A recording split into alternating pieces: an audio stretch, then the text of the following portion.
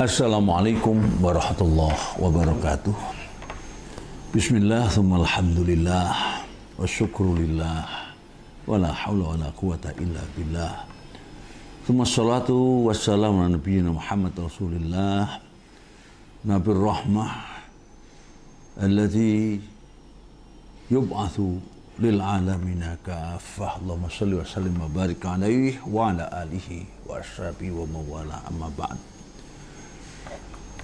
Pemirsa yang berbahagia, sungguh berbahagia sekali. Kita adalah hamba Allah yang Allah dipilih sebagai hamba yang beriman kepadanya. Kita dengan iman itu kita punya cara pandang yang berbeda. Pandangan kita tidak hanya dengan mata kepala, tetapi kita dengan mata hati, bahkan kumpulan mata hati, yang dengan itu karena mata kita sangat terbatas, maka dengan kumpulan mata hati kita bisa tahu sesuatu yang tidak mungkin terjangkau oleh indera kita maupun akal kita. Peristiwa masa lalu bisa kita saksikan dengan indera yang multi indera itu. Kalau boleh saya indera keenam kita yang multi indera. Juga peristiwa yang belum terjadi. Misalnya hari kiamat, apa yang terjadi saat itu? Kita bisa tahu semua seakan kita menyaksikan langsung. Mulai dari misalnya diguncangkannya bumi seguncang-guncangnya. Saat itu tentu manusia pada panik semua. Kemudian kenapa panik? Tentu ya, ada bom kecil meledak kita panik, apalagi ini bumi diguncangkan seguncang-guncangnya. Hari ini baru diguncang 7 skala Richter, sudah banyak bangunan berbeton ambruk. Bagaimana kalau diguncang seguncang, dan itu datangnya hari kiamat semacam itu. Namun dengan sayang masih banyak juga orang yang tidak mau percaya dengan itu. Mana mungkin orang sudah mati, sudah jadi tulang belulang, kok dihidupkan lagi? Maka Allah menjawab dengan itu yang asban ayutur ayakulu amanahum la yuftanun. Apa yang dibiarkan untuk mengatakan beriman tidak perlu diuji, itu adalah ujian Allah ya. Kemudian juga dibuktikan ya, ketika mereka tidak percaya pada hari kiamat, di mana manusia dari tulang dibangkitkan oleh Allah di awal surat Al-Qiyamah itu ya. Bukan saja Allah mampu untuk merakit kembali tulang belulang ya, tapi bahkan juga bisa menghidupkan secara sempurna. Dan untuk itu kita disuruh melihat bahwa Allah tidak hanya merakit tulang menjadi hidup kembali, tetapi Allah akan mengembalikan ujung-ujung jari kita seperti sedia kala.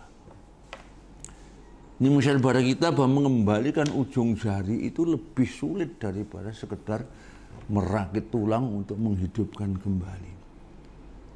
Kenapa? Karena ternyata di sana ada satu rahasia. Di setiap ujung jari ini ada sidik jari. Dan ini baru terbongkar pada abad 19 yang lalu. Yang akhirnya menjadi salah satu identitas tiap manusia. Maka dilihat sidik jarinya. Ternyata setiap jari punya sidik yang berbeda. Bahkan manusia kembar pun sidik jarinya berbeda. Karena Allah mengingat bala qadirina ala nusawwiya banana, bahkan kami bisa mengembalikan sidik jari persis sedia kala. Ya. Hari ini kita ketahui sejak abad 19 yang lalu bahwa untuk mengetahui identitas seorang itu biasanya dilihat dari sidik jarinya.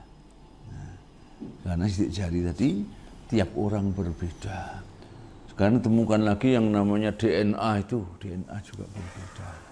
Itulah identifikasi untuk mengidentifikasi seorang siapa yang punya ini, dan itu lalu dikembalikan semua seperti sedia kala. Padahal tiap orang punya 10 jari tangan, belum jari kaki, masih ada sidik jarinya.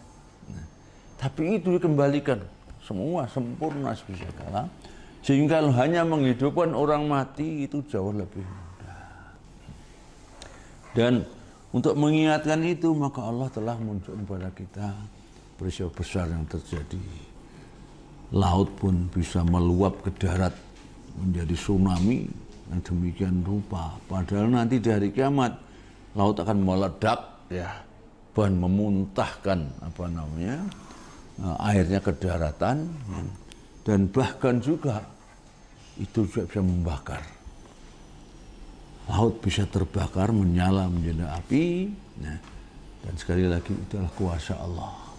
Karena Allah yang mewujudkan itu, tentu kita orang beriman tidak perlu bertanya bagaimana caranya.